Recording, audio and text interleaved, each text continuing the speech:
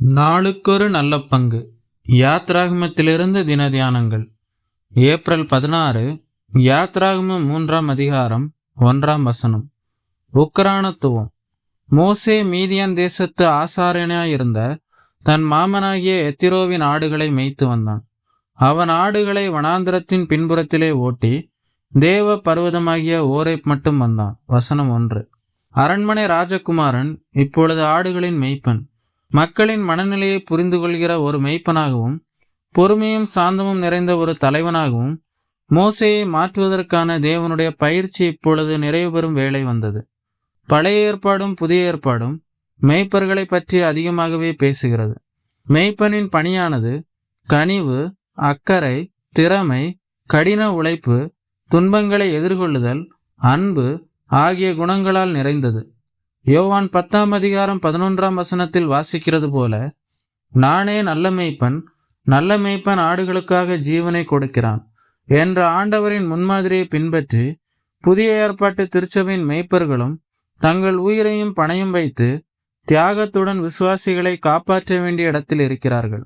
இன்று திருச்சபையின் தலைவர்களும் விசுவாசிகளும் மக்கள் மத்தியில் ஊழியம் செய்தாலும் தேவனோடு தனித்திருக்கும் வனாந்தரத்தின் பின்புறம் போன்ற ஒரு தனிப்பட்ட ஜப வாழ்க்கை அவர்களுக்கு மிகவும் அவசியம். தேவன் தம்முடைய பணிக்காக மனிதர்களை அழைக்கும் போது அவர்கள் பெரும்பாலும் தங்கள் அன்றாட சாதாரண கடமைகளில் உண்மையாக இருந்தவர்களே அழைத்தார். தாவீது ஆடுகளை பராமரித்து கொண்டிருந்த போது அழைக்கப்பட்டார். கிதியோன் கோதுமையை போரடித்து கொண்டிருந்த போது அழைக்கப்பட்டார். பேதுருவும் யோவானும் வலைகளை பழுது பார்த்து கொண்டிருந்த போது அழைக்கப்பட்டார்கள். உக்கிரானத்துவத்தில் மிகச் சிறிய காரியத்தில் உண்மை உள்ளவனையே தேவன் பெரிய காரியங்களுக்கு அதிகாரியாக ஏற்படுத்துகிறார். மோசே எத்திரோவின் ஆடுகளை மேய்த்து வந்தான். அவன் மேய்த்து வந்த ஆடுகள் தனக்கு சொந்தமானவை அல்ல, மாமனாருக்கு சொந்தமானவை. அவன் ஆடுகளுக்கு உக்கிரானக்காரனே தவிர முதலாளி இல்லை. விசுவாசிகளையும் தேவனுடைய மந்தை என்று வேதம் அழைக்கிறது. அவை மேய்ப்பர்களுக்கு, பாஸ்டர்களுக்கு சொந்தமானவை அல்ல. 1 பேதுருவில் வாசிக்கிறது போல, உங்களிடத்தில் உள்ள தேவனுடைய மந்தையை நீங்கள் மேய்த்து கட்டாயமாய் அல்ல, மனப்பூர்வமாயும் அவலட்சணமான ஆதாயத்துக்காக அல்ல, உற்சாக மனதோடும் சுதந்திரத்தை இருமாப்பாய் ஆளுகிறவர்களாய் அல்ல, மந்தைகளுக்கு மாதிரிகளாயும் கண்காணிப்பு செய்யுங்கள் என்று பேதுரு கூறுகிறார். ஆகவே மூப்பர்கள் கண்ணும் கருத்துமாய் விசுவாசிகளை பராமரிக்க வேண்டியது அவசியம்.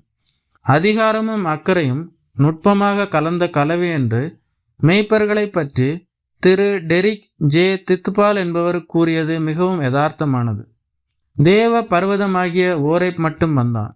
இது தேவ பிரசன்னம் வெளிப்பட்ட இடம், தேவ சத்தம் கேட்கப்பட்ட இடம். இதே ஓரேப் என்னும் பர்வதத்தில்தான் எலியா கர்த்தருடைய தூதனை சந்தித்தான். தேவனால் வல்லமையால் பயன்படுத்தப்பட்ட பலர் இவ்வகையான அனுபவத்தை கடந்து வந்தவர்களே. எசேக்கியேல் கேபார் ஆற்றங்கரையில் தேவ தரிசனத்தை அடைந்தான். பவுல் அரேபியா பாலைவனத்தில் தரிசனங்களை பெற்றான். யோவான் பத்மு தீவில் வெளிப்பாட்டை பெற்றான். தெய்வீக பாடத்தை தனிமையில் தேவனுடன் மட்டுமே நாம் கற்றுக்கொள்ள முடியும்.